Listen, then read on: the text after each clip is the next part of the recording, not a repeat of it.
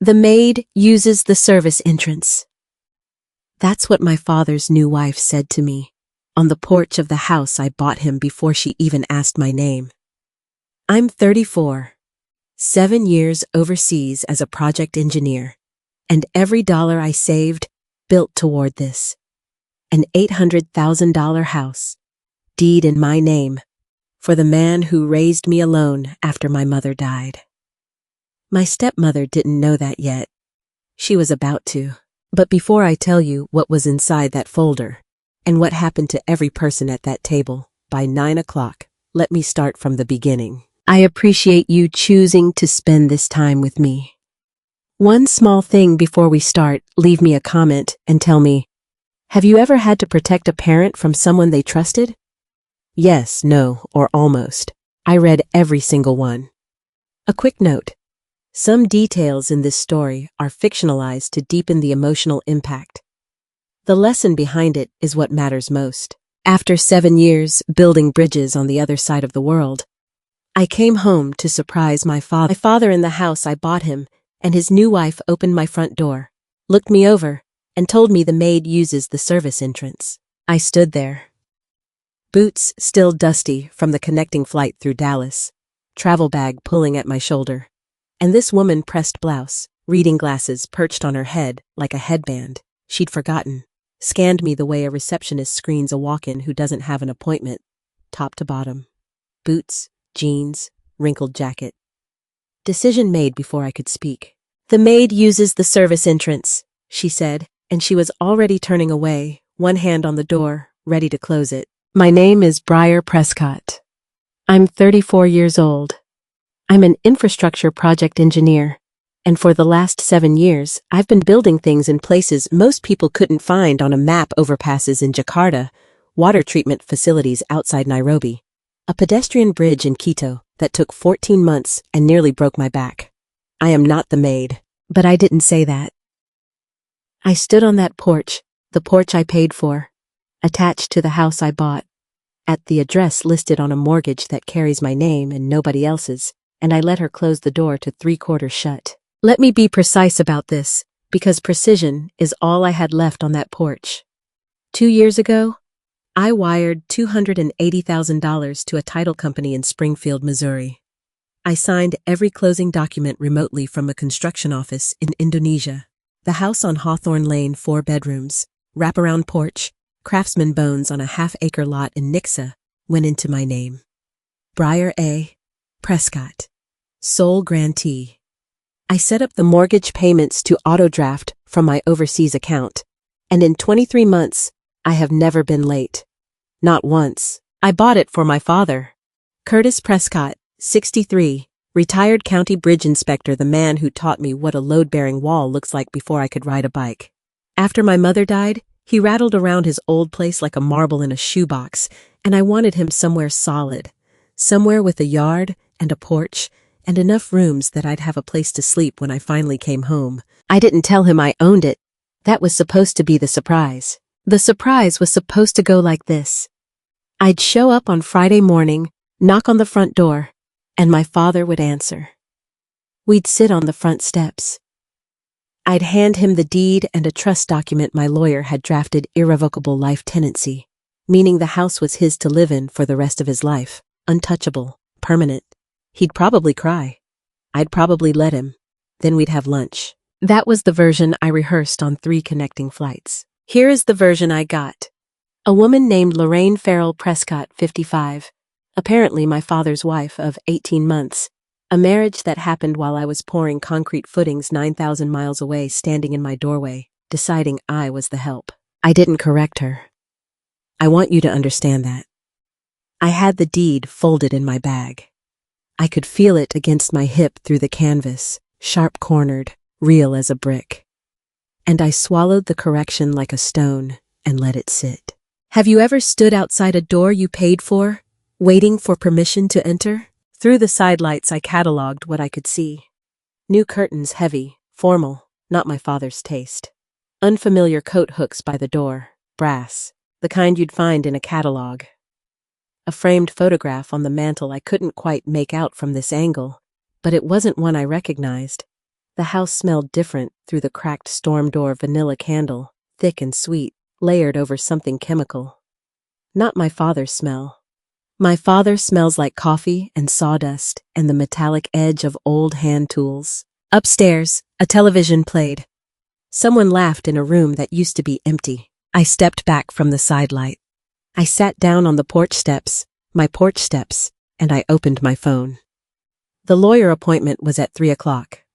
Glenn Holbrook, Elder Law, Springfield. The meeting was supposed to be a formality: sign the trust, hand over the deed, celebrate. Now it was something else. I didn't have a word for it yet, but it felt like the beginning of an inspection. The kind where you show up expecting routine maintenance and find the foundation cracked. She sent the deed holder to the service entrance, and I let her.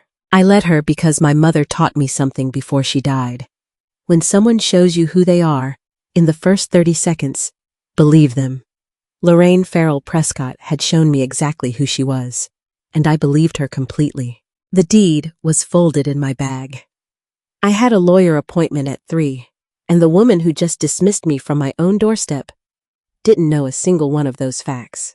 To understand why I stood on that porch and swallowed a sentence that should have knocked her teeth loose, you need to know what I buried 7 years ago. My mother died in October of 2014.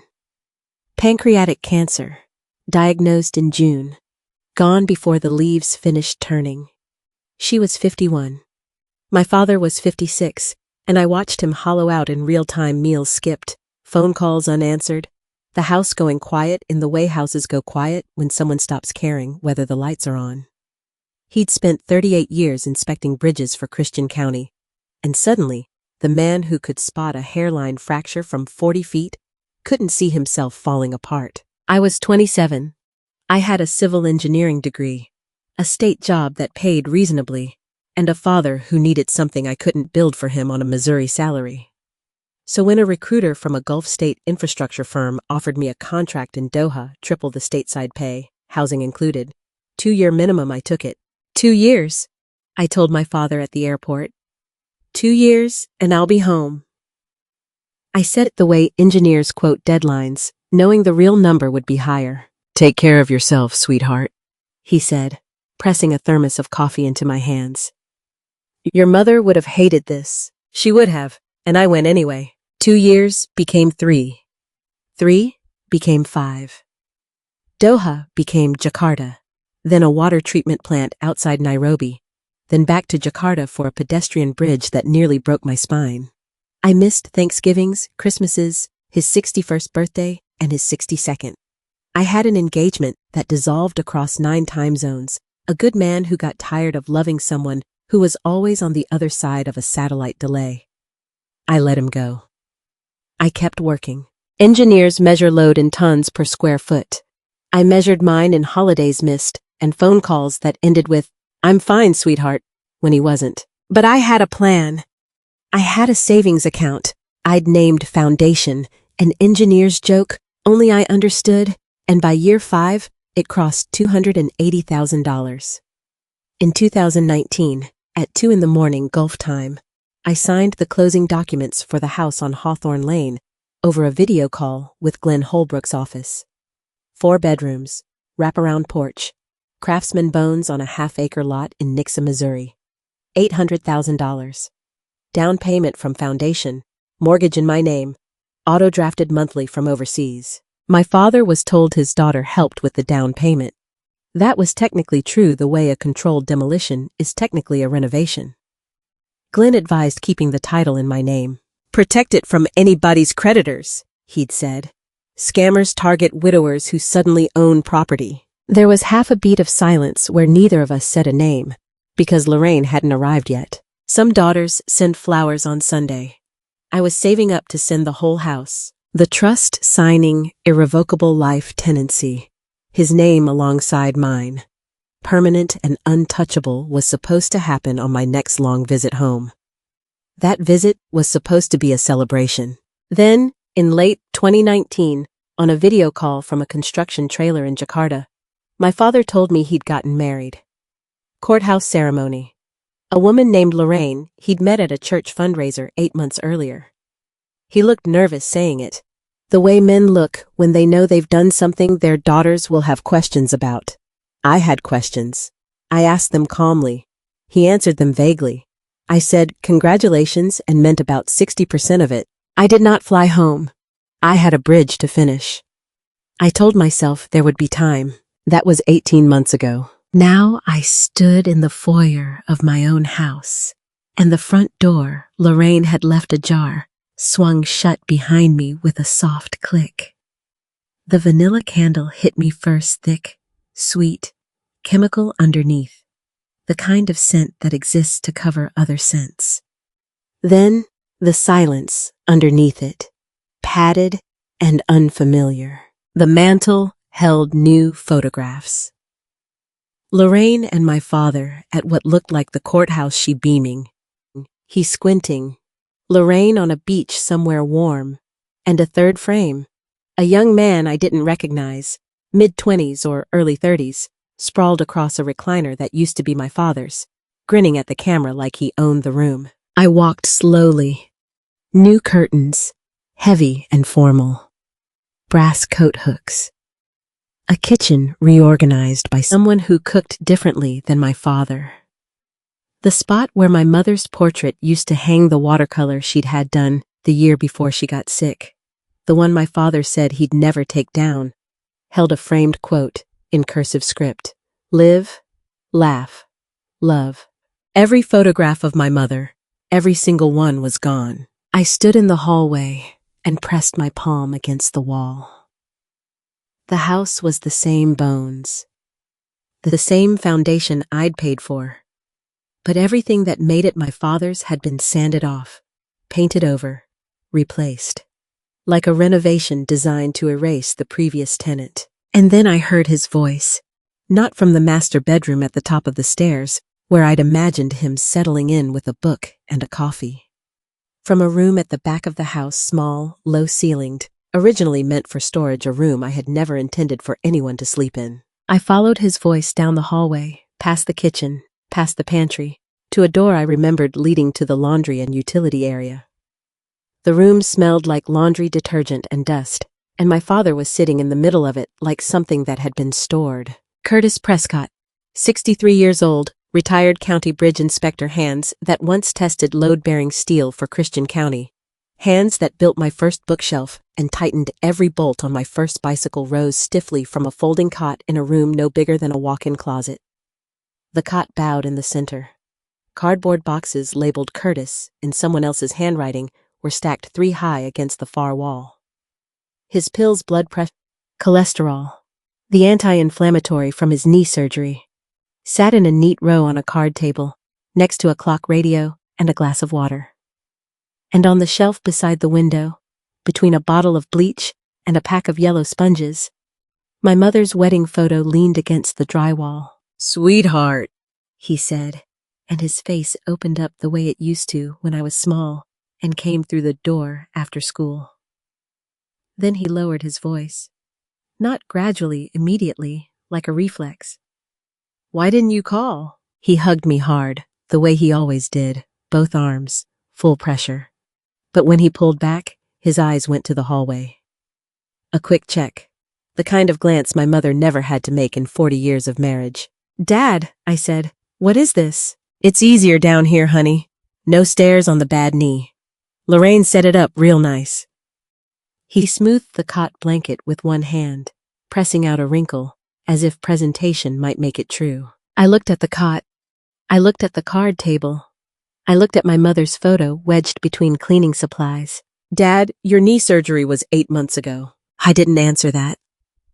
He sat back down on the cot, and it groaned under him, and he patted the space beside him like we were on a porch swing. Like this was normal. Like 63-year-old men who own 4-bedroom houses routinely sleep next to the washing machine. I want you to picture this clearly.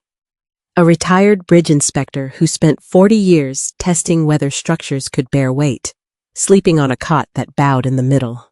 A man who picked the paint color for the master bedroom 2 years ago. Quiet Harbor.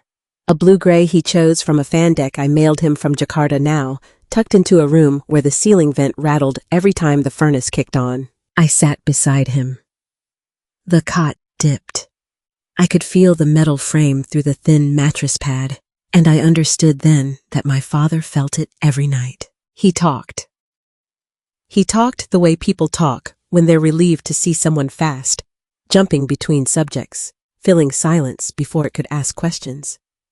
He told me about the garden out back, about a fishing trip with Boyd he'd been meaning to take, about a documentary on bridge collapses he'd watched twice. He did not mention Lorraine. He did not mention the arrangement. He talked around the room he was sitting in like it was wallpaper he'd stopped seeing. I let him talk. I was cataloging. The boxes had been there long enough to leave dust rectangles on the floor when I nudged one with my boot. The card table had a coffee ring stained into the wood grain, weeks old, maybe months. The cot's legs had worn small divots into the linoleum. This was not a temporary setup. This was a relocation. Have you ever watched your parent make themselves smaller so someone else could feel bigger? Footsteps overhead. Heavy, unhurried. The confident thud of someone who doesn't worry about disturbing the person below. They came down the stairs. I counted 14 steps, the same staircase I'd specified in the floor plan, and a figure crossed the hallway outside the utility room door. Paxton Farrell, 30 years old, Lorraine's son from her first marriage. Gym shorts, bare feet, a phone in one hand, a protein shake in the other. He passed the open doorway without breaking stride, without a glance, without a word, heading to the kitchen like I was a piece of furniture, and my father was a sound he'd learned to ignore. I walked past my father's door, the way you walk past a storage closet. Something you know is there, but never need to open. My father flinched. It was small. A tightening around the eyes, a shift in posture. The kind of micro-adjustment you'd miss if you weren't trained to read structural stress. But I saw it. That's Lorraine's boy, he said quietly. Paxton. He needed a place after his lease ran out. How long ago was that, Dad? Oh, maybe 10 months now? He said it like the number surprised him. And he's in the master bedroom? He needs the space for his things. 10 months. Lorraine's 30-year-old son had been sleeping in the master bedroom of my father's house for 10 months, the room with the quiet harbor walls and the window that looked out over the yard, while my 63-year-old father slept on a folding cot next to a washing machine. And the woman who arranged it all was upstairs right now. And in less than an hour, she would sit down across from me at lunch and explain, with sugar in every syllable, exactly how this was a family that worked. Lorraine set 4 plates at the dining table and handed my father a sponge. She'd transformed in the 20 minutes since the porch. The pressed blouse was the same, but the woman wearing it had switched entirely warm, effusive, radiating hospitality, like a lamp. Someone had clicked to its highest setting. The moment my father introduced me as his daughter, Lorraine's hand went to her heart and stayed there. Oh my goodness, you're Curtis's girl. Why didn't you say so? I feel just terrible about the porch. You must think I'm awful. She pulled me into a hug that smelled like the vanilla candle and something floral underneath. And when she released me, she held my shoulders at arm's length and studied my face like she was memorizing it for a portrait. Curtis talks about you all the time. All the time. I smiled. I said it was fine. I sat down at the table I'd paid for and watched the performance begin. Lunch was chicken salad on store-bought croissants, iced tea, and a control structure so smooth it took me 3 bites to see it. Lorraine talked. She asked about my work overseas, my travels, whether I had someone special, the full inventory of polite questions that let the asker steer the conversation without revealing anything about themselves. Paxton sat at the head of the table. Not my father. Paxton, in the chair with the best view of the kitchen and the backyard, eating without urgency, like a man who'd never been asked to hurry in this house. We believe in fairness in this family, Paxton said, looking at me across the table the way a middle manager delivers a policy briefing. Everyone contributes. That's how a household works. Fairness. He said it 3 times in one meal. I started counting the way I count load tolerances because past a certain number, something is about to fail. The second time was when Lorraine mentioned the grocery bill. Paxton handles the shopping now. It's only fair he's here. He knows what we need. The third was when my father reached for the last croissant and Paxton slid the plate toward himself instead. Fairness, Curtis. You had two already. My father had had one. I'd watched him eat it. Then, mid-sentence, my father was telling me about a fishing spot Boyd had found. Lorraine cut in without turning her head. Curtis, honey, the dishes before they set. You know how the gravy sticks. There was no gravy. It was chicken salad. But my father stopped talking, mid-word, pushed back his chair, and carried his plate to the sink. He didn't finish his sentence. He didn't come back to the table. He stood at the counter with the sponge she'd handed him earlier and washed 4 plates while Lorraine poured herself more iced tea and asked me about Jakarta. I answered her questions. I smiled at the right moments, and underneath the smile, I was building a spreadsheet in my head, every command disguised as a suggestion, every correction wrapped in sweetness, every time my father's body changed direction because a voice told it to. I left the house at 1:30. I told Lorraine I needed to run errands before my lawyer appointment. She didn't ask which lawyer. She waved from the porch my porch and told me to drive safe. I drove to a coffee shop 3 miles from Hawthorne Lane, ordered black coffee I didn't taste, and sat in a booth trying to organize what I'd seen into something I could act on. I was on the phone with Glenn Holbrook's office, confirming the 3 o'clock, when I said Lorraine's maiden name. If someone you've never met hears a name and sets down their coffee to warn you, that name has a history. The owner doesn't volunteer. The woman in the next booth leaned over. Nadine Richter, 52, owned a hair salon 2 towns over in Ozark. She had short silver hair, reading glasses on a chain, and the direct manner of someone who'd spent 30 years listening to other people's problems across a salon chair. Lorraine Farrell? Nadine said, setting her cup on the saucer with a click. Honey, I watched that woman strip my neighbor's house down to the studs in the divorce, and that was husband number 2. I closed my phone. I turned to face her fully. What happened with husband number 1? I asked. Same thing. Different zip code. She's got a system. Nadine pulled her chair closer. First one was in Springfield. Nice man, owned a little ranch house free and clear. Married Lorraine. She moved in with the kid, Paxton, right? And 18 months later, she filed for divorce and contested every asset. Second husband was my neighbor in Joplin. Same thing. Bigger house. Longer marriage. Same ending. She walks away with equity or a settlement, and the man wakes up wondering what happened to his life. And now she's married to my father. Nadine looked at me over her reading glasses. How long? 18 months. Then you're right on schedule, sweetheart. 2 marriages, 2 property disputes, and now a retired bridge inspector on a folding cot in his own house with authorization papers he couldn't quite remember signing. I didn't have suspicion anymore. I had a pattern, and patterns are what engineers are built to trace. A pattern confirmed is not the same as a pattern stopped. I left that coffee shop with Nadine Richter's phone number in my contacts and a timeline ticking in my head, 2 prior marriages, both ending in property disputes, both running roughly 18 months. My father was at month 18. That evening, while Lorraine and Paxton watched television upstairs, I went to the one place in the house nobody had bothered to redecorate the garage. My father's old desk was pushed against the far wall between a snowblower and a stack of plastic bins. Dust coated the surface in a layer thick enough to write in. The desk lamp still worked. Barely the bulb flickered twice before holding, casting a weak yellow circle across the wood. Nobody had sat here in months. Maybe longer. The drawer stuck. I pulled it open with both hands and found what I was afraid I'd find. Mail. Stacks of it, rubber-banded, some opened, most not. I sat on an overturned bucket and started sorting. Medical bills from his knee surgery. 3 separate invoices, all past due. A utility notice for the electric company with a red stamp so old it had faded to pink, which meant somebody had been ignoring it since winter. A pharmacy invoice for his blood pressure medication, unpaid. A second utility notice, this one for water, dated January. And at the bottom, a property tax reminder with second notice, printed across the top in block letters. I added it up on my phone.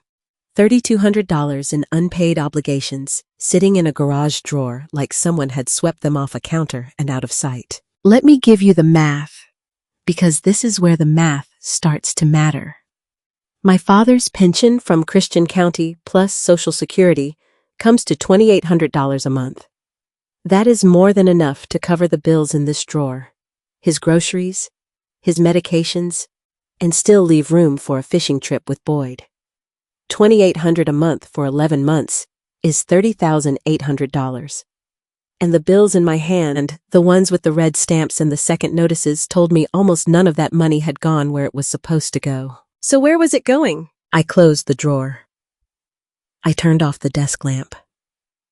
I walked back into the house through the kitchen door, and the television upstairs was loud enough that nobody heard me come in. My father was in his room, the utility room. The room with the cot reading a fishing magazine by the light of the clock radio. I asked him to come outside with me. I told him I wanted to see the backyard in the dark, that I'd missed the Missouri sky. He smiled at that. He always smiled when I said things that reminded him I was still his daughter, and not just an engineer with a spreadsheet where her heart should be. We stood in the backyard under a sky that was clear enough to see Orion, and I could smell the cold grass and the cedar fence and something faintly chemical drifting from the neighbor's dryer vent. My father's hands were in his pockets. He was wearing a flannel shirt I'd sent him 3 Christmases ago from Jakarta, and it hung looser on him than it should have. Have you ever watched someone you love defend the person draining them, and had to keep your voice level because shouting would only push them closer to the threat? Dad, I noticed some bills in the garage, on your old desk. Oh, those. He waved a hand. Lorraine handles the bills now, sweetheart. She's good with numbers. Takes a load off. Some of them are past due. Well, things slip through. You know how it is. I didn't know how it was. I had never in my life let a bill go to second notice. Neither had he, for 40 years. I kept my voice soft. Dad, your pension, is it still going into your account at Guarantee Federal? Sure. Same as always. He fidgeted with his wedding ring, the original one, the thin gold band my mother had put on his finger in 1981. Not the new one Lorraine had given him. He wore them both, but it was my mother's ring his thumb went to when he was nervous. And Lorraine has access to that account? Well, I signed some authorization papers a few months back, after the knee, so she could take care of things at the bank while I was recovering. It was easier. The air changed. It didn't get colder, it just got still, the way air gets still before a structure test, when you're waiting to see if the beam holds. What authorization papers, Dad? Oh, just some bank thing. He waved it off like dust. So she could help with the account. It was easier after the surgery. I was on the pain medication, and she said she'd handle it. Do you still have copies? He paused. His thumb stopped moving on the ring. I'm sure they're around somewhere, honey. Don't make a thing of it. He couldn't tell me what the paper said. He couldn't tell me where the copies were. But he was absolutely sure there was nothing to worry about. Authorization papers signed after knee surgery, while he was still foggy from anesthesia. A bank account draining $2,800 a month with nothing to show for it but faded red stamps in a garage. I needed to see those papers myself, and I needed to see them before anyone in that house knew I was looking. I didn't sleep well that Friday night. I lay on the guest bed, the one room Lorraine hadn't repurposed, probably because she hadn't figured out a use for it yet, and ran the numbers in my head until the ceiling blurred. By morning, I had a plan that started with a 4-minute drive and a 9 o'clock opening. I was standing inside Guarantee Federal Credit Union by 9:04 on Saturday morning, 4 minutes after the doors unlocked, with my father's Social Security number memorized and my own ID proving I was his daughter. The branch was small 4-teller windows, a water cooler, a framed photo of the Nixa High School football team above the loan officer's desk. Saturday staffing was thin.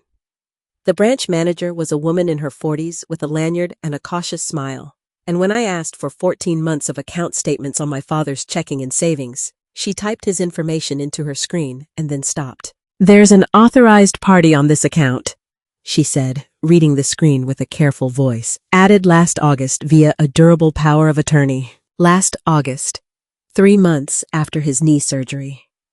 While he was still on pain medication, still sleeping on a cot, still trusting the woman who told him she'd handle things.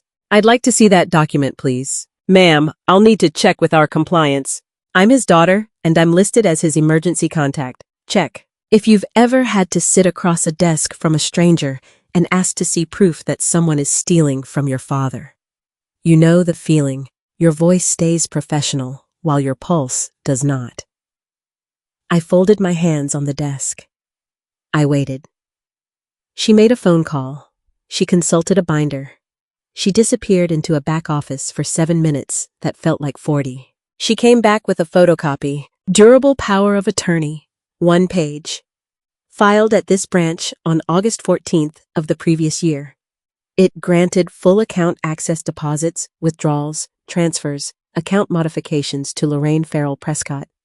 The language was standard. The notary stamp was present. And at the bottom, on the signature line, was my father's name. Except it wasn't my father's hand. I looked at that signature 3 times. I turned the page toward the window light. I held it at arm's length, the way you hold a blueprint when something in the dimensions doesn't track. Curtis Prescott, the letters were there, all of them, spelled correctly. But the handwriting was wrong. My father's hand has trembled slightly since his early 60s. His letters lean left. They compress at the ends of words, crowding together like they're running out of room. I have 34 years of birthday cards that prove it. Everyone signed in that same cramped leftward tilt, the pen pressing harder on the downstrokes because his grip tightens when he concentrates. This signature was smooth, upright, deliberate. The kind of handwriting that belongs to someone younger, steadier, and in no particular hurry. Someone who practiced the name but didn't know the hand. That was not my father's signature. Has anyone from the account holder's family flagged this before? I asked. The branch manager paused in the way people pause when they're choosing between honesty and liability. We did note some unusual withdrawal patterns, she said carefully. The account holder said it was household expenses. The account holder or the authorized party? Another pause. The authorized party. I asked for the statements. She printed them. 14 months. Checking and savings, every transaction on 2 sheets of paper that I read in the plastic chair by the water cooler, while the Saturday morning customers filed in behind me. The pattern was immediate.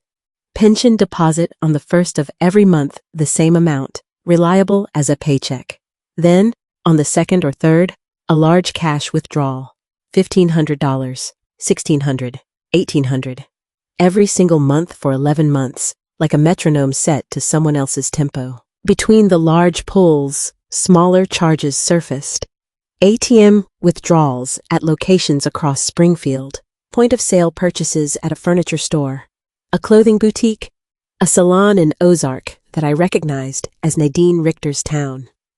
Chart my father would never have made. He hadn't bought furniture since the house was set up. He wore the same 4 flannels in rotation, and he cut his own hair with a pair of kitchen scissors. Pension lands on the 1st, cash vanishes on the 2nd, 11 months of it, regular as a heartbeat draining into someone else's veins. I added the large withdrawals on my phone. The number climbed past what the overdue bills had suggested and kept going. This wasn't carelessness. This wasn't someone mismanaging a household budget. This was extraction systematic, monthly, documented in black ink on bank letterhead. I folded the statements into my bag next to the deed. I thanked the branch manager. I walked to my car in the credit union parking lot and sat behind the wheel with the engine off. The signature was forged. The withdrawals were systematic. And the woman whose name sat on that power of attorney was 15 minutes away, watching television in a house she didn't own, married to a man she was draining month by month. I picked up my phone and called the one person who'd told me 2 years ago to keep my name on the deed. Glenn Holbrook picked up on the second ring, and the first thing he said was, Don't confront anyone yet. Don't go back to that house angry, Glenn said. I hadn't told him I was angry. He'd heard it in the first 4 words. Glenn Holbrook was 58, an elder law attorney in Springfield who'd spent the last 20 years handling cases. Most people don't want to think about guardianship disputes, estate fraud, financial abuse of seniors. His voice on the phone carried the calm of a man who had watched families disassemble over paperwork and knew exactly which documents put them back together. I sat in the credit union parking lot with the engine off and laid out what I'd found. The forged power of attorney, the monthly withdrawals, the unpaid bills in the garage, the signature that wasn't my father's hand. Glenn listened without interrupting.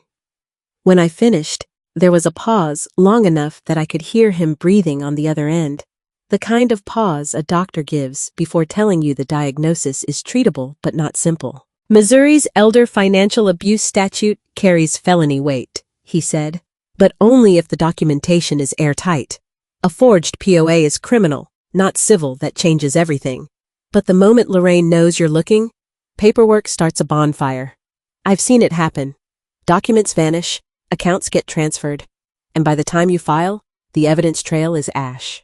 So what do? You go back to that house. You smile. You eat dinner. And you do not let anyone in that building know what you found this morning. In engineering, we call it a progressive failure. A structure that looks fine until you realize every load-bearing member has been quietly compromised from the inside. You don't announce the failure. You don't evacuate the building mid-inspection. You document every compromised beam, photograph every crack, and then you close the building on your terms. How long do I have to watch them do this to him? I asked. Long enough to make sure they can't do it to anyone else. Get me certified copies of that POA and every statement the bank printed. I'll start drafting. Drafting what? The complaint, the trust amendment, and the confrontation, because when we move once, and it sticks. I drove back to Hawthorne Lane with the bank statements folded in my bag and a role to play. Visiting daughter. Pleasant. Unhurried. Invisible. Lorraine was in the kitchen when I came through the door, arranging grocery bags on the counter with the efficiency of a woman who controlled every room she entered. She smiled when she saw me, the same lamp-on-high warmth from lunch, and asked if I'd had a nice morning. Just drove around, I said. Missed Missouri. Isn't that sweet? Curtis, your daughter missed Missouri. My father was in the living room, in the smaller chair, the one with the view of nothing. Paxton was on the couch center cushion, remote in his right hand, feet on the coffee table. The television was on. Paxton didn't look up when I walked in. If you've ever had to smile at someone across a kitchen island while knowing exactly what they've stolen, you understand what discipline actually costs. I spent the afternoon watching. Not obviously I helped with dishes, asked Lorraine about her garden, sat on the front steps with my father, and let him talk about the weather. But underneath the visiting daughter performance, I was running a punch list inspection. 2:15 p.m. Lorraine told Curtis the grocery list was already handled. He didn't see the list. He didn't see the receipt. 2:40 p.m. Paxton asked Curtis to move his shoes from the hallway. Curtis moved them. Paxton's 3 pairs stayed by the front door. 3:10 p.m. The mail carrier came. Lorraine was at the mailbox before Curtis had finished standing up. She flipped through the envelopes at the counter, slid 2 into her purse, and set the rest a coupon flyer and a church bulletin on the kitchen table. Nothing important today, honey, she told him. She sorted his mail into her purse the way you pocket loose change casually, automatically, like it had always been hers. 3:30 p.m. Curtis mentioned wanting to call Boyd about the fishing trip. Lorraine suggested he wait until tomorrow. You don't want to bother him on a Saturday. Curtis put his phone back in his pocket. 4 p.m. Paxton left the house without saying where he was going. Lorraine didn't ask. Curtis didn't ask. Nobody asked because the hierarchy in that house had been established long before I arrived, and asking wasn't part of my father's role anymore. I built a mental spreadsheet that afternoon. Column A, what Lorraine said. Column B, what Lorraine did. The two columns never matched. She said Curtis handled his own affairs. She intercepted his mail. She said the household was a partnership. She gave the orders. She said Paxton contributed. Paxton consumed. Every interaction was a small, precise act of control dressed in a southern accent and a smile, and my father moved through it like a man who'd forgotten he was allowed to stand still. By Saturday evening, I had a blueprint of the entire operation: who controlled the money, who controlled the mail, who controlled my father. What I didn't have yet was the total damage. That required a spreadsheet, a quiet room, and every bank statement the credit union had printed for me that morning. I checked into a motel 3 miles from Hawthorne Lane that afternoon. I needed a room with a lock on the door and no one listening through the walls. The guest bed at my father's house wasn't safe for what I was about to do, not because of the work itself, but because of what I might say out loud when I saw the final number. I spread 11 months of bank statements across the motel bed, like autopsy photos, and opened a fresh spreadsheet on my laptop, line by line, month by month. I started with April of the previous year, the first full month after my father's knee surgery. The first month after the authorization papers were signed. Pension deposit, the same amount, landed on the first like it always had. Then, April 2nd, a cash withdrawal of $1,500. April 7th, an ATM pull of $200 at a location in Springfield I didn't recognize. April 12th, a point-of-sale charge at a furniture boutique in Ozark. April 19th, another ATM pull. April 23rd, a charge at a sporting goods store. My father hadn't bought furniture since the house was set up. He didn't shop at sporting goods stores. He fished with gear he'd owned since the 90s and wore boots until the soles separated. I moved to May.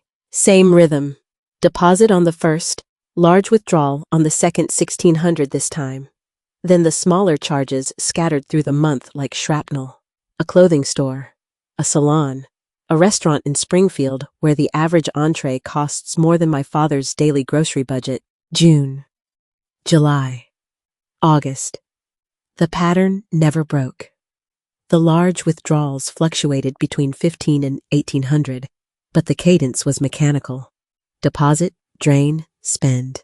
Deposit, drain, spend. $21,800. That was the number. $18,600 pulled through the forged authorization, plus the $3,200 in bills left to rot in the garage. I read it twice because the first time felt like a misprint. It wasn't. Do that math against a man whose monthly income is $2,800 and tell me it's not a system. I closed the spreadsheet. I opened it again. I went through every line item a second time, checking dates against locations, looking for anything that might have been a legitimate household expense, a grocery store, a pharmacy, a doctor's office. I found 3.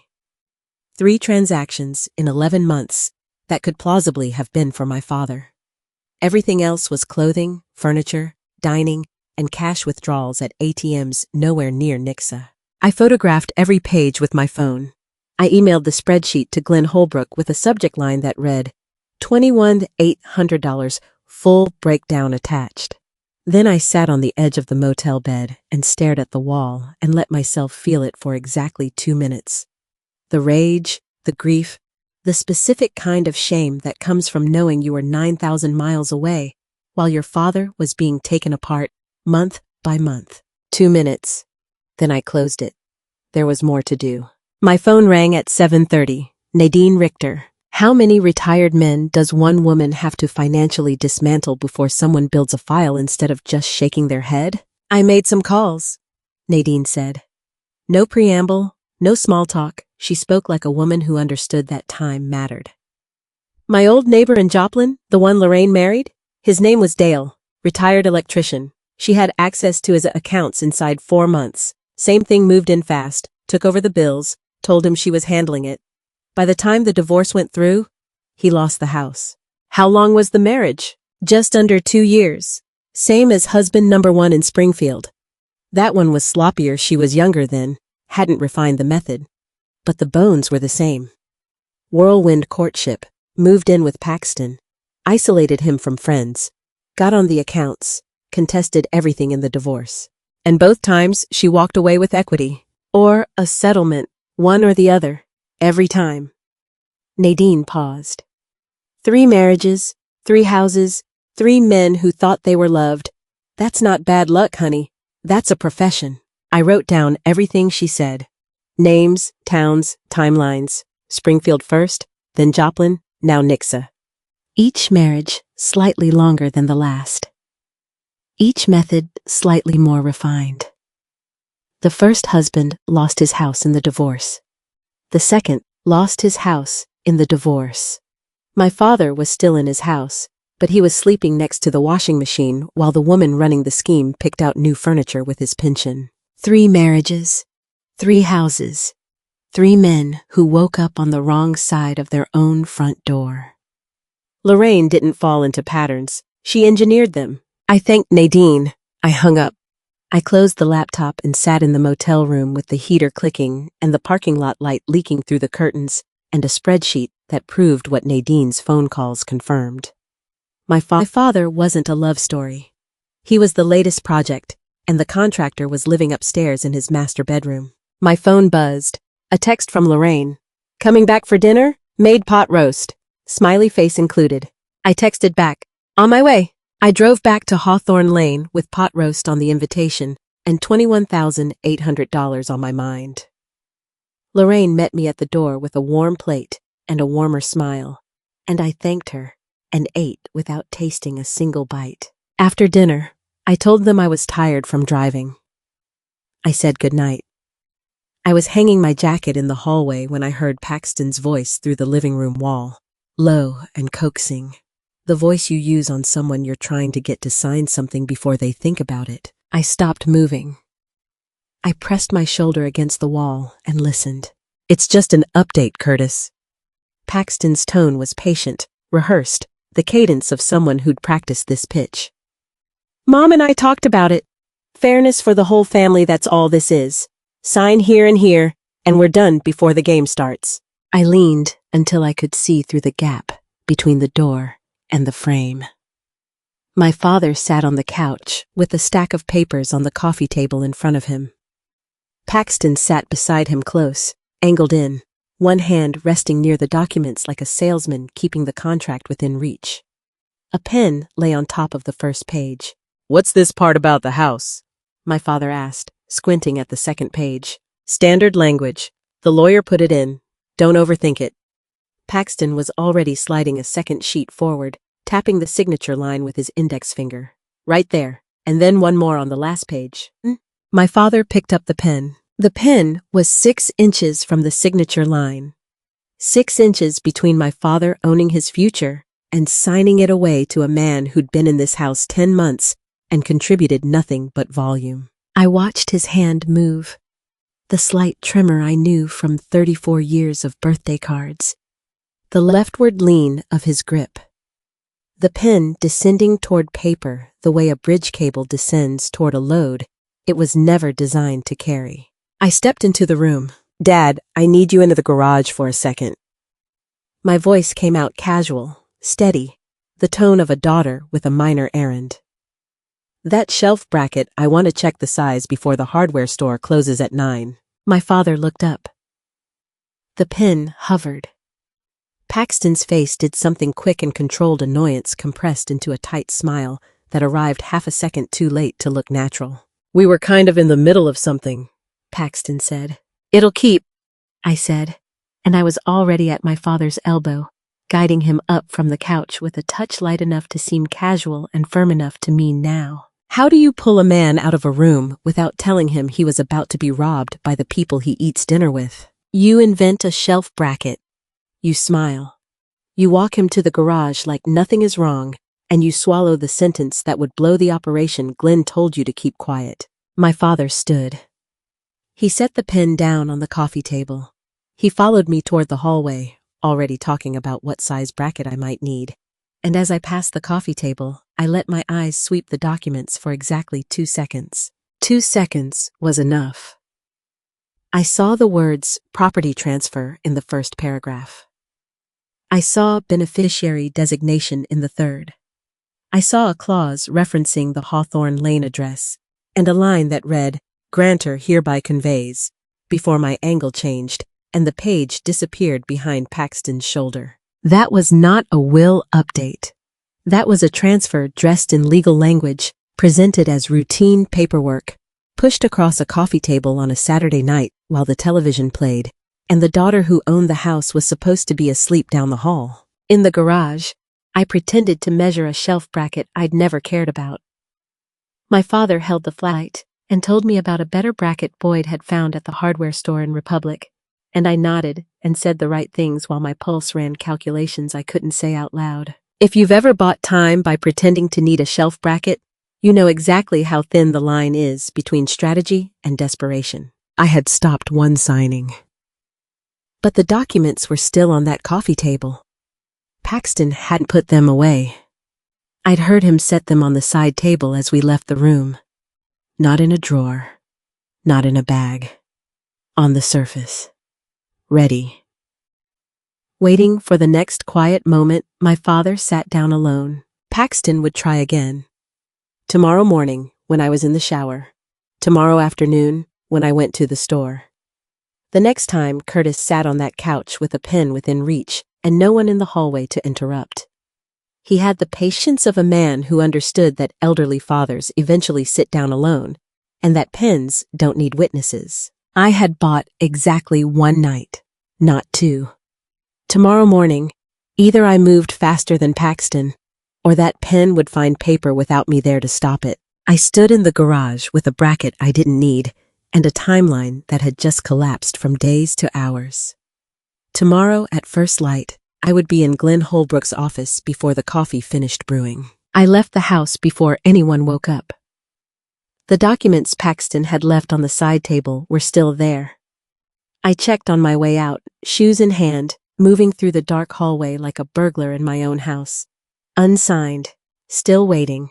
Glenn Holbrook's office opened at 8 on Sundays for emergencies only, and I was the emergency standing at his door at 7:56 with a dossier that weighed less than a pound and held everything. He let me in without a word. Coffee was already made, the kind of bitter, industrial brew that comes from a machine that's been running since dawn. His desk was cleared. He put on his reading glasses and I started laying it out. The forged power of attorney. The 11 months of bank statements, highlighted and annotated. My spreadsheet with the total circled. The notes from Nadine, dates, towns, husband names, the pattern laid out in chronological order. And finally, my own account of the documents Paxton had tried to get my father to sign the night before, the property transfer language, the beneficiary clause, the pen 6 inches from the line. Glenn read each page the way a structural engineer reads a crack report, not looking for the damage you can see, but for the damage still spreading underneath. He made notes in the margins. He turned pages slowly. He didn't speak until he'd read everything twice.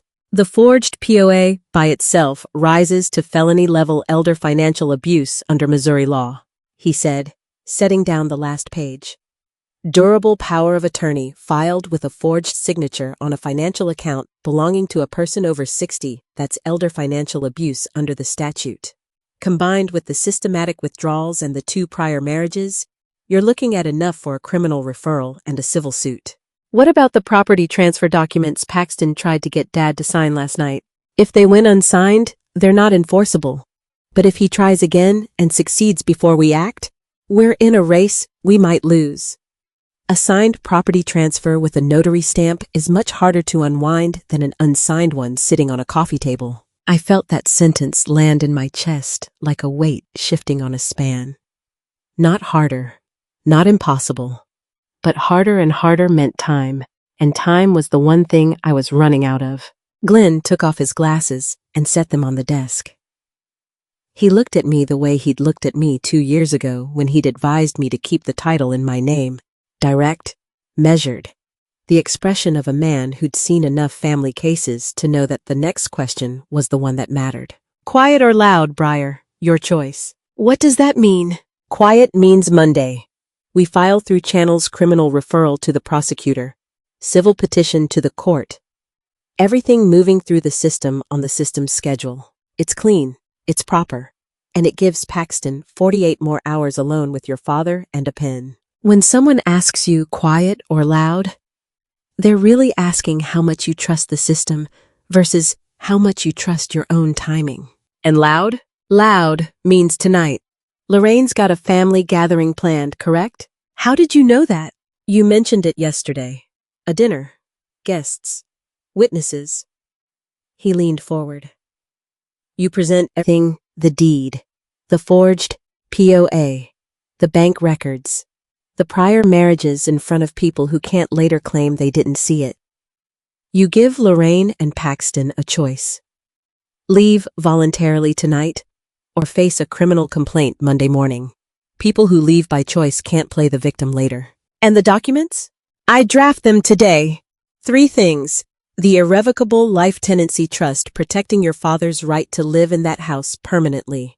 A formal revocation of the forged POA, which I'll file with the credit union Monday morning.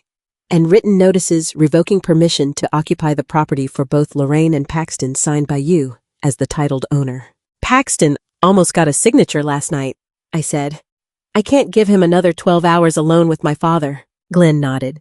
He opened his laptop. Then we build it all today. For the next 90 minutes, I sat in the client chair while Glenn drafted.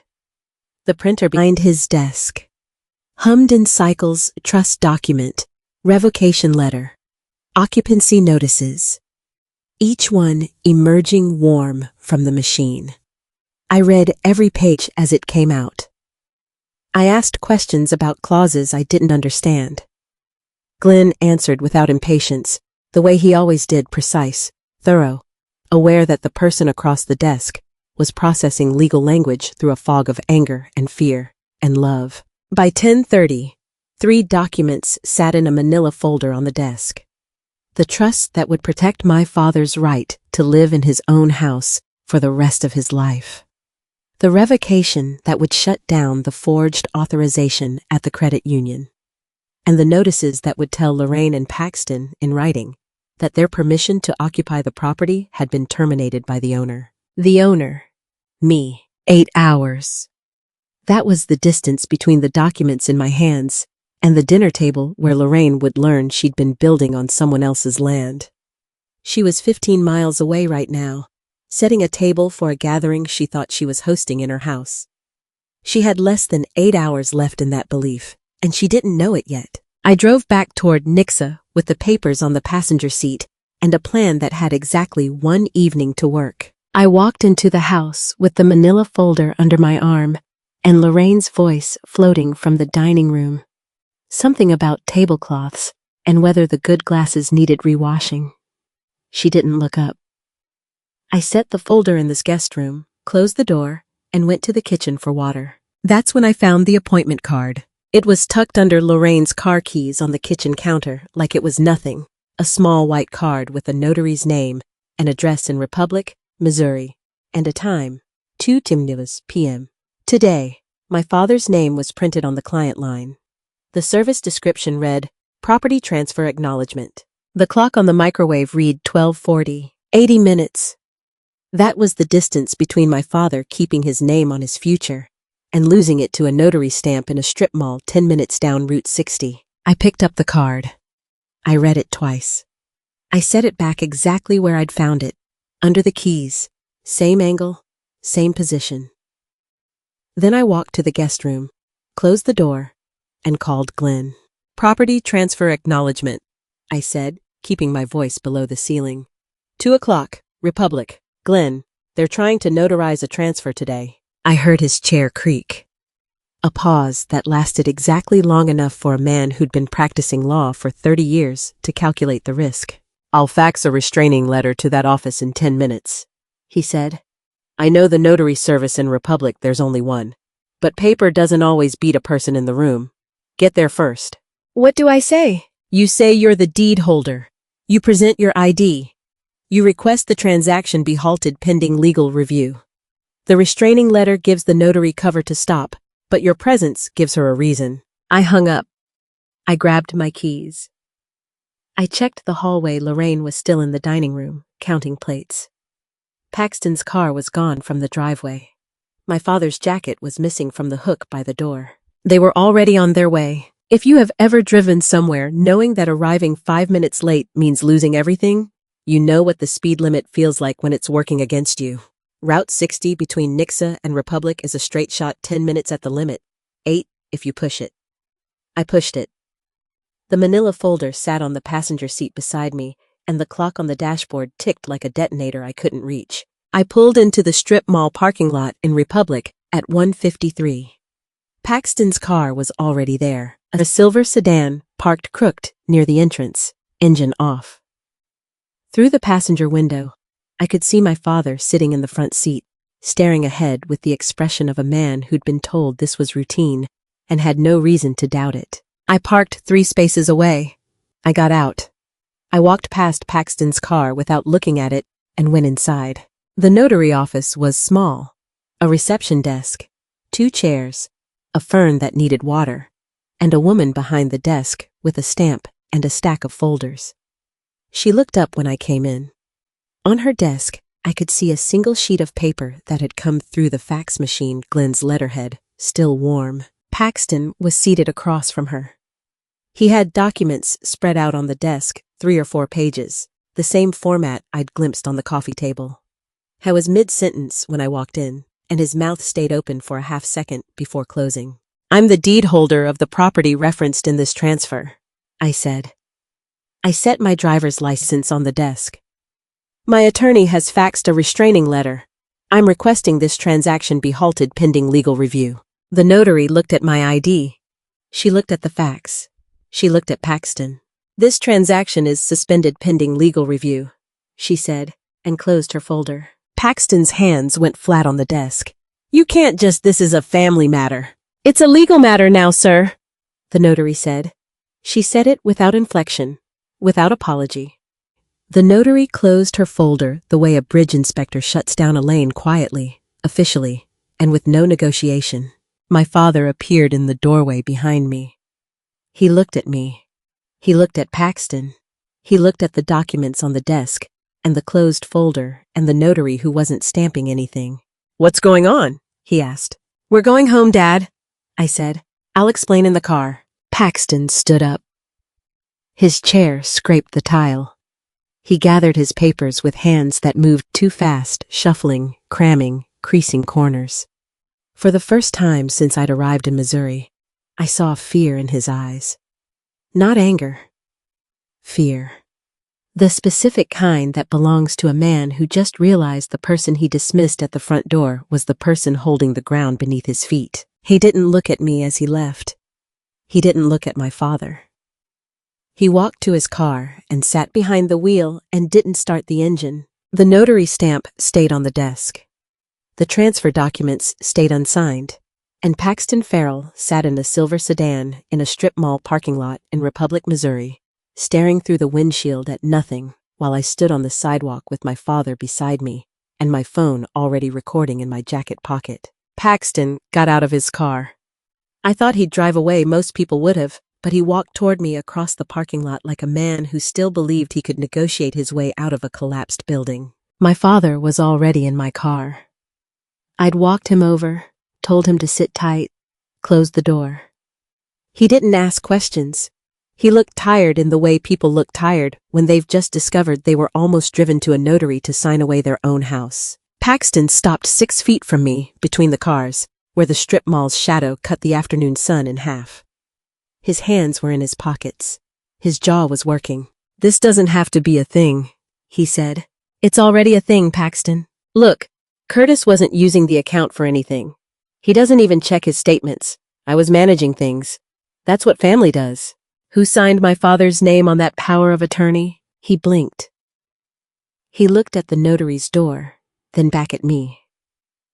The afternoon was warm, but his face had the bloodless quality of someone doing calculations they couldn't finish. "Who signed it, Paxton?" "I did it, okay?" His voice climbed half a register. "But he would have signed it himself if anyone had asked him, right? Mom doesn't even know about the bank thing. That was me trying to help. I was managing expenses. The house needed things. Help! You forged a 63-year-old man's signature to drain his retirement account, and you're calling it help. It wasn't like that. What was it like? He didn't answer. He looked at the pavement. A car pulled into the lot behind us and parked, and a woman walked into the nail salon 2 doors down without looking at either of us. Missouri is a one-party consent state for recordings. I looked it up at 6 that morning. Some research you do for a project. Some research you do for your father. Before I tell you what my father said when he heard that recording, before I show you the moment a 63-year-old man decides to stop protecting the people who have been stealing from him, drop your guess in one sentence. Do you think Curtis will stand with his daughter tonight or protect Lorraine one more time? Comment your answer. A quick note. The next part includes some fictionalized details added to deepen the emotional impact. What matters is the lesson behind it. I drove my father home. I parked in the driveway and told Lorraine we'd gone for a drive. She was busy with the gathering preparations and barely looked up. Then I walked my father to the backyard, to the 2 lawn chairs under the cedar tree where we'd talked 3 nights ago about fishing and weather and everything except what was actually happening to him. This time, I told him everything. I started with the bank, the forged authorization, the withdrawals month after month, the same rhythm, the same amounts routed to accounts and purchases that had nothing to do with his household. I showed him the statements on my phone. I showed him the photocopy of the signature that wasn't his. Then I played the recording. Paxton's voice came through the phone speaker in the quiet backyard, thin and defensive, and my father listened with his hands on his knees and his eyes on the grass. There is a specific silence that happens when a parent realizes they've been deceived by someone they chose to love. It doesn't sound like anger. It sounds like something load-bearing giving way. I told him about Nadine, about the 2 prior marriages, about the pattern, the courtship, the move-in, the isolation, the accounts, the contested divorce. 3 husbands, 3 houses, 1 method, refined each time. My father didn't interrupt. He didn't defend Lorraine. He didn't wave his hand and tell me not to make a thing of it. He sat in that lawn chair and he listened, and when I finished, the backyard was so quiet, I could hear the neighbor's sprinkler 2 yards over. I thought she loved me, sweetheart, he said. His voice cracked on the word love, and I felt it crack something in me too. I really did. She might have, Dad, but love doesn't forge signatures and hide your mail. He looked at his hands. He was wearing both wedding rings, my mother's thin gold band, and the one Lorraine had given him. He turned the older ring slowly, the way he always did when he was thinking, and I watched him decide. What do you need me to do? He asked. I need you beside me tonight, at the gathering, when I present everything. In front of people? In front of witnesses? He nodded. Not quickly, slowly, the way a man nods when he's accepting something heavy. Then he looked up at me, and his eyes were clear. Not angry, not broken. Clear, the way they used to be when he'd finish an inspection and know exactly which beams needed replacing. You do what you need to do tonight, he said. I'll be right beside you. His hands stopped shaking. That's when I knew he was ready. My father stood up from that backyard chair like a man who'd just set down something heavier than furniture. He looked at the house, his house, my house, the house that had been stolen from both of us, one forged document at a time, and he walked toward the back door without looking over his shoulder. My father walked into the house through the back door and went straight to the kitchen without stopping. He filled a glass of water, drank it standing at the sink, and set it down with the deliberate motion of a man resetting himself. Then he looked at me through the doorway and nodded once. We didn't need more words than that. Between 4:15 and 5:45 on a Sunday afternoon, I ran a checklist the way I close out a construction phase, every item verified, every contingency covered, every signature line accounted for. I called Glenn from my car in the driveway, engine off, windows up. He walked me through the final inventory. The irrevocable life tenancy trust was drafted and printed. The formal revocation of the forged authorization was ready for filing at the credit union Monday morning. Written notices revoking Lorraine's and Paxton's permission to occupy the property signed by me, as the titled owner sat in an envelope with their names on it. Elder financial abuse complaint was formatted for the Christian County Prosecutor's Office, supporting exhibits attached. Trust, revocation, notices, complaint, Glenn said. All drafted. I'll have hard copies biked to you by 5. Locksmith at 8? Confirmed. A man named Wyatt, comes recommended, doesn't ask questions. I ticked through the secondary items. Curtis's emergency contacts updated at his clinic done Friday afternoon. New bank account opened in his name only at a different branch active since yesterday. The old account filing. In project management, the last hour before a deadline is called the critical path, every task dependent on every other. No slack left in the schedule. This was my critical path, and the deliverable was my father's life. One more thing, Briar, Glenn said, and his voice shifted to the register he used when he was about to say something that couldn't be unsaid. Once you lay those papers down tonight, there's no version of this where everyone stays friends. You understand that? I understood that on the porch Friday morning. The courier arrived at 4:55, a teenager on a bicycle who handed me a sealed envelope and pedaled away without asking what was inside. I opened it in the car. Every document was there. Every signature line marked with blue tabs, every exhibit numbered. I put them in the folder, tucked it into my bag, and carried the bag into the house. Lorraine was in the kitchen arranging a cheese board with the focus of a woman staging an open house she'd changed into a navy dress. Candles were lit on the dining table. The good glasses, my father's good glasses, the ones my mother had picked out, were set at 8 places. You look nice, I told her. Thank you, sweetheart. It's just a little get-together. Nothing fancy. Nothing fancy. In a house she didn't own, with glasses she didn't buy.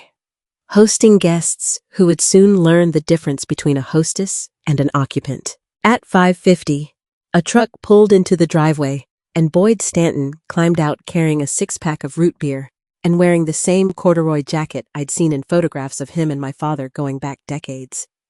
Boyd was 68, a retired postal carrier who'd fished every Saturday with Curtis for 30 years. He shook my father's hand at the door, and the handshake lasted 3 seconds longer than a greeting. Boyd hadn't been briefed. Nobody had told him what was coming tonight, but he read the room the way I read structural reports. The data is in what's missing, not what's showing. How's he doing? Boyd asked me, low, nodding toward my father. Better than yesterday, better than tomorrow. Boyd looked at me for a long moment, then nodded and walked inside without another question. The guests arrived between 6 and 6:15. 2 couples from Lorraine's church circle, pleasant, polite, the kind of people who bring a casserole and compliment the curtains. A neighbor from down the street. Lorraine moved through them like a conductor greeting, directing, pouring wine from a bottle she'd opened with my father's corkscrew. Curtis, honey, more ice from the garage, she said, not turning her head. And the good napkins are in the hall closet. She sent him for ice, in his own house, in front of witnesses, and she didn't know those witnesses were about to become mine. My father went to the garage. He came back with the ice. He set it on the counter without a word, and as he passed me in the kitchen doorway, his hand brushed my elbow a touch so brief no one else saw it, but I felt it like a signal flare. He was ready. I stood in the kitchen doorway with my bag at my feet and watched Lorraine arrange her guests around the dining table. She put herself at the head Curtis's seat, the one with the view of the kitchen and the backyard, the seat I'd noticed Paxton sitting in 3 days ago. Paxton took the chair to her right. Curtis sat at the far end, quiet, hands folded. Lorraine raised her glass. The table went still. To family, she said. To this beautiful home. To the people who make it ours. Ours! The folder sat in my bag by the kitchen door. The locksmith was parked 2 houses down, and I let her finish her toast, because the next voice at that table was going to be mine. Have you ever sat at a table and let someone toast to a lie, knowing that the truth was zipped inside a bag 3 feet from your chair? Lorraine set her glass down after the toast, and the table murmured polite agreement. The church couples smiled. The neighbor nodded. Curtis sat at the far end with his hands folded and his eyes on the tablecloth. And I knew he was counting the same things I was counting the seconds until I stood up. The distance between politeness and detonation. But I waited. I let the plates go around. I let Lorraine serve the roast she'd prepared in a kitchen she didn't own, on plates my mother had picked out, under a ceiling I was still making mortgage payments on from 9,000 miles away. I waited because timing matters in demolition the same way it matters in construction. You don't bring down the wrong wall first. Lorraine stood again. She had a second toast. Of course she did. To this home, she said, glass raised, scanning the table for eye contact like a politician working a room. And the family who keeps it running. Curtis is so lucky to have people who show up for him. Paxton nodded beside her, fork still in hand. Family means everyone contributes, he said. That's just how it works under this roof. Boyd set his root beer down without drinking. He repeated the words under his breath, quiet enough that only I heard it from across the table, and the way he said them sounded like he was tasting something that had gone bad. Took him in. She said that about a man sitting at his own table in the house his daughter bought, using china his late wife picked out in 1983. She said it like it was generosity. She said it like the man who'd inspected bridges for 40 years was a project she'd adopted, not a husband she'd isolated. I let her finish. I let the room absorb it. I let one of the church guests, a woman in a blue cardigan, murmur, "That's so sweet," into her wine glass. Then I stood up. The motion was small. I pushed my chair back, set my napkin beside my plate, and rose the way I stand up in project meetings when I'm about to deliver a status report that nobody in the room wants to hear. No dramatics, no raised voice. Just a woman standing at a dinner table with a question. The room went quiet, the way rooms go quiet when someone breaks the social contract. Forks paused. Lorraine's smile held, but her eyes moved to me with the speed of someone who senses a change in pressure. Since we're all toasting this roof, I said, I have one question. I looked around the table. Boyd, the church couples, the neighbor, Paxton, Lorraine, and at the far end, my father, whose eyes were on me now, steady, clear, the way they'd been in the backyard when he told me he'd stand beside me. Whose name is on the deed to this house? When someone asks a room a question and nobody can give the right answer, what you're hearing is the sound of a foundation that was never what anyone thought it was. Lorraine's smile tightened. Not collapsed, tightened. The way a cable tightens before it either holds or snaps. Curtis's, obviously, she said. What kind of question is that? It's a family home, Paxton added, reflexive, the word fairness probably loading behind his teeth. I looked at Lorraine. I looked at Paxton. Neither of them could give the correct answer to the most basic question about the house they'd been living in for 18 months. And they didn't know they couldn't, because nobody had ever told them, because the deed had never been in Curtis's name in the first place. Let me show you, I said. I walked to the kitchen doorway. I picked up my bag. I unzipped it in front of every person at that table, the church couples who'd murmured approval, the neighbor who'd complimented the curtains, Boyd, who'd set his root beer down and hadn't touched it since, Paxton, whose hands had gone still on the table, and Lorraine, whose smile was now a thin line stretched across a face that was beginning to calculate. I opened the folder on the tablecloth.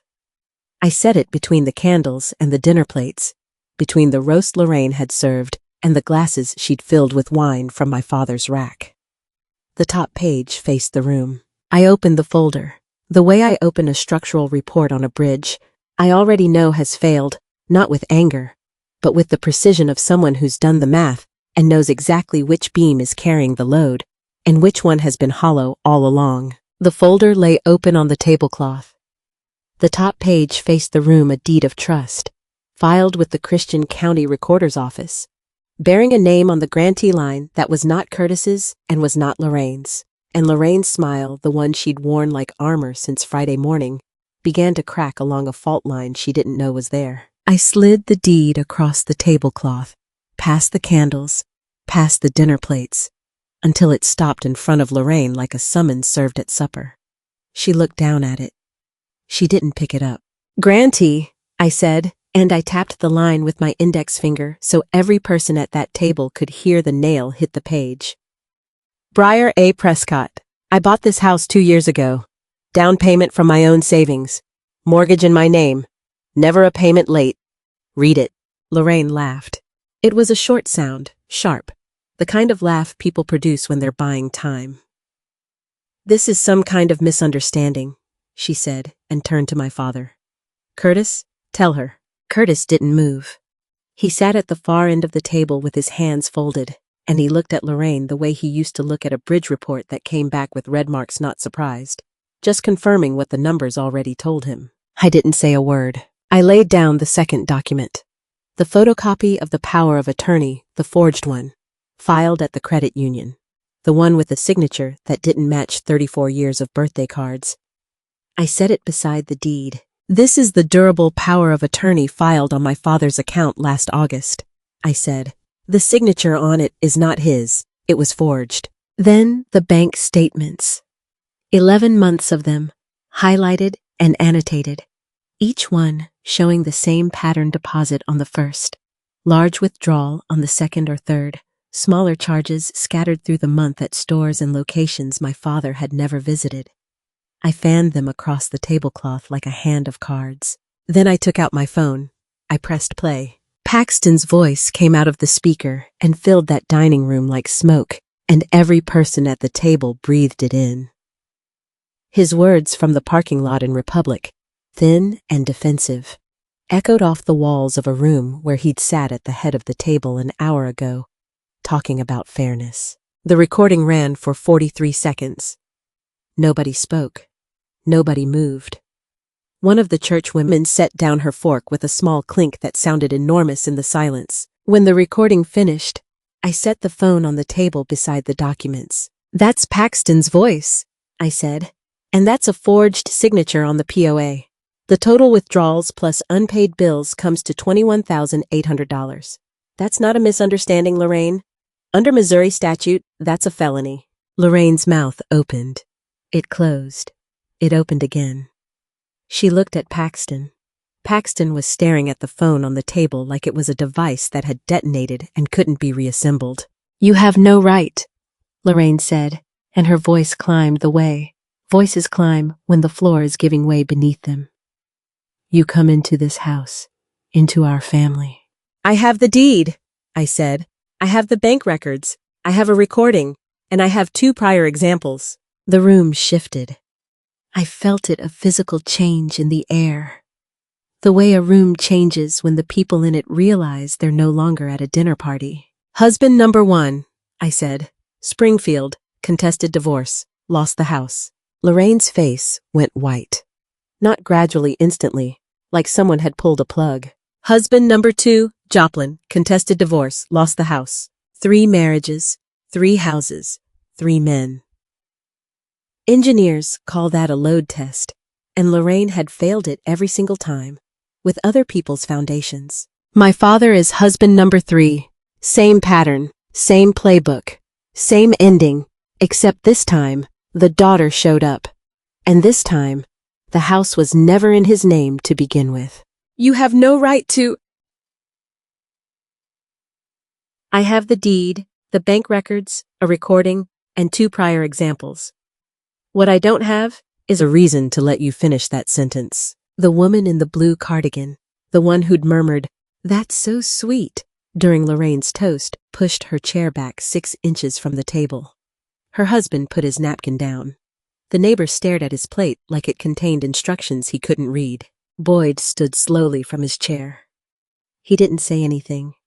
He didn't need to. 68 years old, retired postal carrier. 30 years of Saturday mornings fishing with the man Lorraine had called lucky to have people who show up. Boyd stood the way load-bearing walls stand, not because someone asked, but because that's what the structure requires. The room didn't gasp.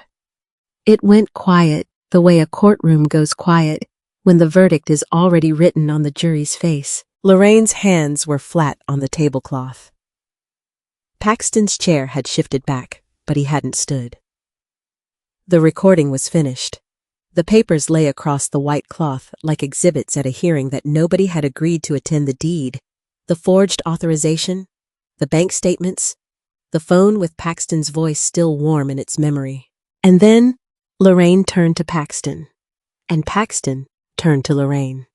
And in the silence between one breath and the next, the alliance that had held this house hostage for 11 months began to eat itself alive. Lorraine's finger shot across the table at Paxton like she was identifying a suspect in a lineup. "This was you, Paxton." Her voice climbed into the register I'd heard her use on the porch Friday morning, commanding, certain, pitched for an audience. "I never told you to forge anything. I never even saw those bank statements. This was you, acting alone, being reckless, being stupid." "Don't you dare." Paxton's chair scraped back against the hardwood. He was standing now, hands flat on the table, leaning toward his mother with the posture of a man who'd just realized the lifeboat he was in had a hole. "Don't you dare! You handed me the pen. You drove me to the bank. You sat in the parking lot while I went inside. You told me what to write, every single time."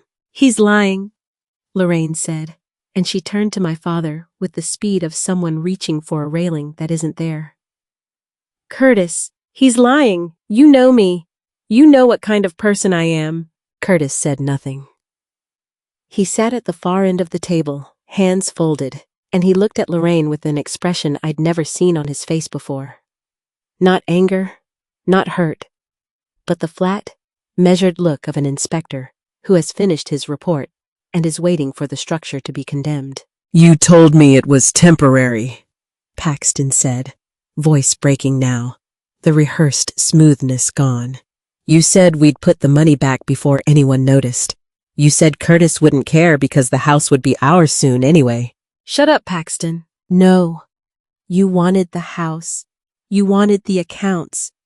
You wanted all of it, same as Springfield, same as Joplin." "I said shut up." Watching them turn on each other was like watching two people fight over the wheel of a car that was already off the cliff. Every sentence Paxton threw at his mother landed in a room full of witnesses, the church couples frozen in their chairs, the neighbor gripping his water glass, Boyd standing at the edge of the table with his arms crossed and his jaw set. Lorraine's performance crumbled in layers. First, the outrage manufactured, precise, the same outrage she'd probably deployed in 2 prior courtrooms. Then the denial, shorter now, thinner, the words running out of structure. Then, underneath both, something raw. The calculation of a woman realizing that her son had just narrated the entire operation in front of the people she'd invited to validate her life in this house. "You don't know what you're talking about," Lorraine said, but the sentence had no foundation. It hung in the air like a beam with nothing beneath it. "I know exactly what I'm talking about," Paxton said. "And so does she." He pointed at me, "and so does everyone at this table now." The woman in the blue cardigan stood up quietly, touched her husband's arm, and they moved toward the front door without a word. The neighbor followed. Nobody said goodbye. Nobody said thank you for dinner. They left the way people leave a building when someone has pulled the fire alarm quickly, politely, and without looking back. My father hadn't stood up from that table, not for dinner, not for an argument, not for anything in months. The chair scraped the hardwood like a sound I'd forgotten existed. He pushed back slowly. The deliberate motion of a man who spent 40 years inspecting structures before declaring them safe or condemned. He placed both hands on the table, pressed himself to standing, and walked the length of the dining room past Lorraine, past Paxton, past the documents and the phone and the evidence of 11 months of theft until he reached my end of the table. He stood beside me. He put his hand on my shoulder. His grip was firm and steady, and I felt the weight of it like an anchor finding the bottom. "Dad!" My voice cracked. For the first time in 3 days, through the porch, the utility room, the bank, the notary, the parking lot, The backyard. My voice cracked. I should have done this 11 months ago, he said. Quiet. Clear. Not a performance. A verdict. Boyd rose from his chair on my other side. He didn't rush. He stood the way he'd stood 1,000 times at the end of Curtis's driveway, waiting for a fishing trip, waiting for a conversation, waiting for his friend to be ready. I've known this family 31 years, Boyd said, and I know which side of this table I belong on. If you've ever watched someone choose you publicly, silently, after a long time of not choosing, you know, it doesn't feel like victory. It feels like grief finally exhaling. You're all going to regret this, Lorraine said. Every single one of you. But her voice had lost its architecture. The words came out flat, airless, the sound of a woman who had run this exact play in 2 other dining rooms and always walked away with the house. This time, the house had a different name on the deed. This time, the daughter showed up. Curtis stood on my left. Boyd stood on my right. Lorraine and Paxton sat across from us at a table set for a celebration that had turned into a sentencing plates still warm, candles still lit, wine still in the glasses. Nobody was drinking. And I hadn't even delivered the ultimatum yet. I gave them 2 options, and neither one included staying. The candles were still burning on the tablecloth. The evidence was still spread between the dinner plates. My father stood on my left, Boyd on my right, and across from us, Lorraine and Paxton sat in chairs that no longer belonged to them in a house that never had. Option 1, I said. You leave by 9 o'clock tonight, both of you. You sign the repayment agreement for the full amount of the stolen funds. Nobody calls the police. Option 2. You stay, and at 8 a.m. tomorrow, I file an elder abuse complaint with the Christian County Prosecutor's Office. The forged POA, the bank records, the recording, and the 2 prior marriages are all attached. I set the repayment agreement on the table. 1 page, 2 signature lines. The amount printed in bold. Those are the only 2 doors in this room. Lorraine looked at the document. She looked at me. Then she turned to my father, one last rotation toward the man she'd controlled for 11 months. One last attempt to find the version of Curtis who did what she said. Curtis, please, she said, and reached for his hand across the table. He pulled it off the tablecloth. Slowly. Deliberately. The way you pull a hand back from something hot. You heard her, Lorraine. 3 words. The quietest 3 words I'd heard all evening, and they landed harder than anything I'd said. Lorraine's hand stayed where it was extended, empty, hovering over the tablecloth like a bridge to nowhere. You want to know what 11 months of control looks like when the leverage disappears?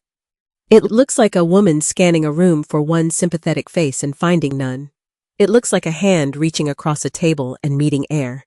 It looks like a performance without an audience because the audience just walked out the front door. Paxton moved first. He grabbed the repayment agreement, pulled a pen from his pocket, and signed it without reading a single line. He didn't look at the amount. He didn't ask about terms. He tossed the signed page on the table like a parking ticket, stood up, and walked toward the front door. I'll be in the truck, he said. He didn't look at his mother. He didn't look at my father. He walked out the door he'd walked through 10 months ago with a duffel bag and a lease that had expired. And this time, the door closed behind him with a sound that meant something different. Lorraine sat alone at the table. The candles flickered. The repayment agreement sat in front of her with Paxton's signature already on it and a blank line waiting for hers. She picked up the pen. She signed it. She didn't say a word. Then she stood up and walked to the master bedroom, the room she'd taken from my father. The room with the quiet harbor walls he'd picked from a fan deck I mailed from Jakarta, and she packed 2 suitcases, a garment bag, a phone charger yanked from the wall. 20 minutes. That's how long it took to pack a marriage. 2 suitcases, a garment bag, and a phone charger. 11 months of occupation condensed into luggage that fit in the back of an SUV. She didn't say goodbye to him. 11 months in his house, sleeping in his bed, spending his money, intercepting his mail, directing his movements, calling him honey while she dismantled his life, and she walked out to the driveway without a single word to the man she married. She loaded the SUV. She closed the tailgate. The headlights swept across the front of the house as she backed out, and then the driveway was dark. The locksmith arrived at 8:30. His name was Wyatt, a quiet man from Springfield who carried his tools in a canvas bag and worked without conversation. He changed the front door deadbolt first, then the back door, then the garage entry. 3 locks, 15 minutes each. By 8:55, every exterior entry point on the house had new hardware and new keys. I stood on the front steps and watched Wyatt's truck pull away. The street was quiet. The neighbors' lights were on. The March air smelled like cedar and cold grass. And somewhere down the block, a dog barked once and stopped. I walked inside. My father was standing in the kitchen doorway, looking at the dining table still set, still lit. The evidence still spread across the tablecloth, like the aftermath of something that couldn't be cleaned up with a sponge. 2 keys, I said. I held them out. One's yours, one's mine. Nobody else gets a copy. I took the key from my palm. He held it the way you hold something fragile, not because it might break, but because you've just learned what it costs to lose it. Is it over? He asked. The deadbolt was a small sound, just metal finding metal, but it sealed that house shut like a verdict that couldn't be appealed. The locks are, I said. The rest we start tomorrow. The house was quiet for the first time in 11 months. My father sat at the kitchen table with his key in his hand, turning it over under the overhead light. And I stood at the counter making coffee neither of us would drink. And in the morning, we had one more thing to do, the one thing that would make sure Lorraine could never do this to anyone else. Tomorrow came the way Mondays do, without drama, without ceremony. Just light through the kitchen window, and my father already dressed and sitting at the table with his key beside his coffee cup, waiting. Glenn Holbrook had the trust document spread across his desk before we'd even sat down. His office smelled like printer toner and old leather, and the morning light came through the blinds in clean horizontal lines that striped the paperwork like a grid. He'd been here since 7. This trust means nobody, not Lorraine, not Paxton, not a future spouse, not even you, Briar, can sell this house or borrow against it while Curtis is living in it, Glenn said, turning the first page toward my father. Irrevocable. That word matters. It means once you sign, nobody can pressure you into undoing it. Not with charm, not with guilt, not with a pen slid across a coffee table on a Saturday night. Sign here, Curtis. My father picked up the pen. He read the page slowly, carefully, the way he used to read inspection reports, line by line, the way a man reads when he's done signing things he hasn't read. If you've ever watched your father sign a document that protects him from someone he loved, you know the pen moves slowly. Not because he's hesitant, but because he's mourning and deciding at the same time. He signed. One line, then a second on the next page, then a third.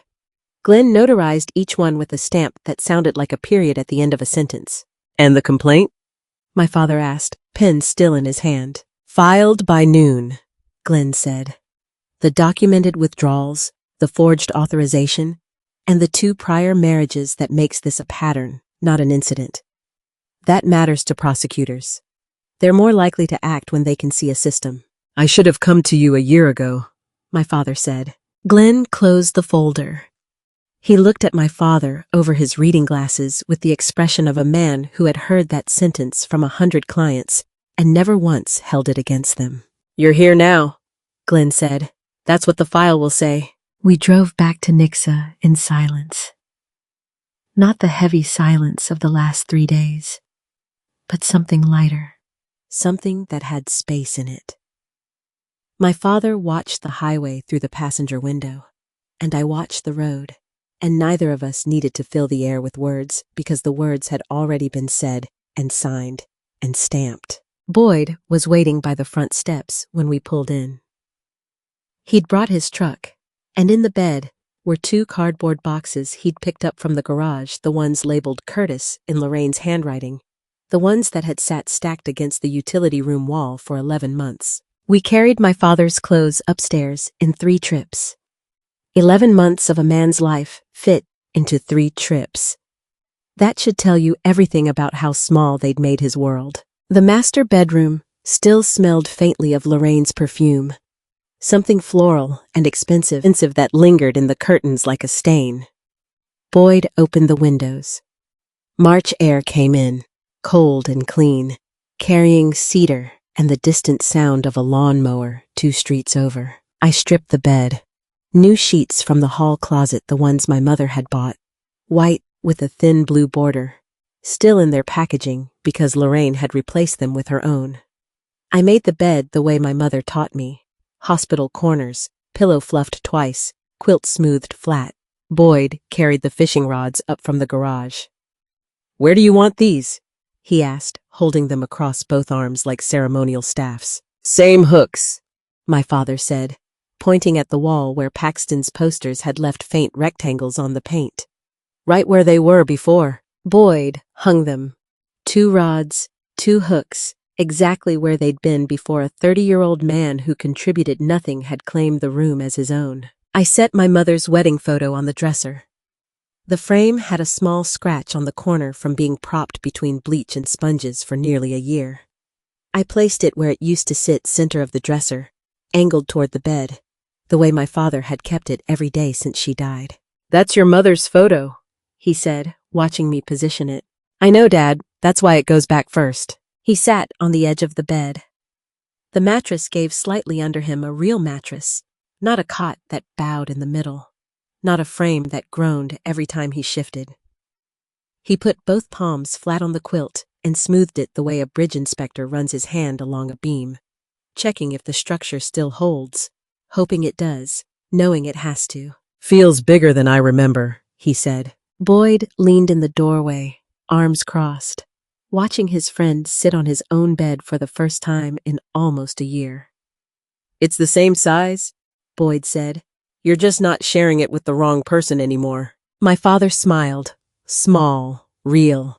The first one I'd seen since Friday morning. Boyd closed the door softly behind us, and from the hallway I heard something I hadn't heard from that room in a year. Nothing.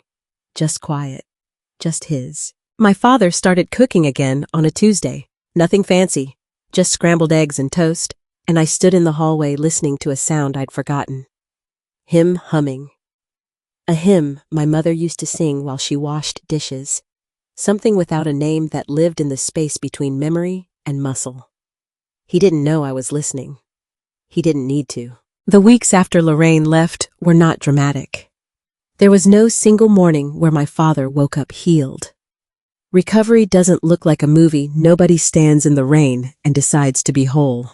It looks like a 63-year-old man answering his own phone and not flinching when it rings. It looks like a trip to the VFW on a Wednesday afternoon because he wanted to, not because someone told him he could. It looks like a man walking to his own mailbox, opening his own envelopes, and paying his own electric bill with a check he wrote himself. Small things. Every one of them enormous. Boyd came by on Saturday mornings with his truck and his tackle box, and they drove to the lake and fished the way they'd fished for 30 years in comfortable silence, interrupted by bad jokes and commentary about the weather. My father told me about it later, unprompted, while I made coffee. "Boyd took me fishing Saturday, caught nothing, talked the whole time. Best morning I've had in a year." He said it like a man discovering that ordinary life had been waiting for him the whole time, just on the other side of a door someone else had locked. Glenn called on a Thursday with an update. I took it in the driveway, standing in the same spot where I'd called him from the credit union parking lot a lifetime ago. "Both ex-husbands are talking to the investigator," Glenn said. "Same playbook: financial isolation, forged documents, contested assets. She did this 3 times, Curtis. You were the one who stopped it." I relayed it to my father that evening. He listened, nodded, and said something I didn't expect. "I hope they're okay, the other 2. That's who my father is. A man who'd been robbed and relocated and diminished for 11 months. And his first thought about the men who'd suffered the same thing was whether they were all right. I negotiated a rotation schedule with my firm, 8 weeks on site in Nixa, 4 weeks back at my project in Jakarta. My boss said yes before I finished the sentence. Turns out, saving your father from a financial predator counts as a compelling personal reason for a modified assignment. I didn't argue with the math. I had a house to maintain and a father to check on, and for the first time in 7 years, I wasn't choosing between the two. The house changed. Not structurally, the bones were the same. The foundation I'd paid for. The walls that had held up through everything. But the surfaces changed. Lorraine's curtains came down. My mother's watercolor went back on the wall, where the cursive quote had hung. The vanilla candles went into the trash, and the house started smelling like coffee and sawdust again, the way it was supposed to. My father replaced the coat hooks by the door. The brass ones Lorraine had installed with simple iron ones he found at the hardware store in Republic. Boyd helped him hang a new bird feeder in the backyard. Curtis started reading the newspaper at the kitchen table in the morning, something he hadn't done in months, because Lorraine had always intercepted the mail before he reached the counter. I parked in the same spot I'd parked in that first Friday, the day a stranger answered my father's door. The gravel sounded the same under my tires. The porch looked the same. The side lights flanking the front door caught the late March light the same way they had when I'd stood outside and cataloged the changes through the glass. Everything else had changed. I walked up the porch steps. The same steps, the same boards, the same house I'd bought from 9,000 miles away, with a savings account called Foundation, and a belief that a home could hold a family together, even when distance pulled it apart. I didn't knock. The front door opened before I reached it. My father stood in the doorway, not Lorraine, not a stranger, not a woman in a pressed blouse deciding I was the help. My father, in his flannel shirt and his reading glasses, smiling the way he smiled when I was a kid and came through the door after school. "You hungry?" he asked. "Starving. I made enough for 2. I've been making enough for 2 every night this week, just in case." He'd been making enough for 2 every night that week. That's not cooking. That's a man rebuilding a family one plate at a time. He stepped aside. I stepped in. Through the front door. Into the house on Hawthorne Lane. My house. My father's home. Past the iron coat hooks and the watercolor on the wall and the kitchen that smelled like coffee and something warm on the stove. He closed the door behind me the way you close something that's finally finished. The deadbolt turned. The porch light stayed on. I spent 7 years overseas telling myself there would be time. Time to visit, time to check in, time to sit on that porch with my father and ask the questions I kept postponing. Don't make my mistake. Don't wait for a crisis to show you what's been happening behind a closed door. The people who prey on our parents don't announce themselves. They move in slowly, quietly, with a smile and a set of keys, and by the time you notice, the damage is already measured in months and thousands of dollars. This wasn't a revenge story in the way people expect. There was no shouting match that fixed everything, no single dramatic moment where the villain collapsed. A real revenge story, the kind that actually protects someone, is built on patience, on paperwork, on sitting across from a bank manager and asking the questions nobody else thought to ask. The best revenge story I ever lived was handing my father a key to his own front door. I believe God put me through those 7 years overseas so I'd have the resources and the resolve to come home when it mattered most. His timing wasn't mine, but it was right. If this story moved you, I'd love to hear from you. Tell me in the comments, have you ever had to step in for a parent or a loved one? What would you have done differently in my place? If you know someone who needs to hear this kind of revenge story, share it with them. And if you haven't already, subscribe so you don't miss the next one. Thank you for staying until the very end. It means more than you know. Please remember that some details in this story have been fictionalized for narrative purposes. The message, "Protect the people who raised you before someone else decides what they're worth," is what I hope stays with you.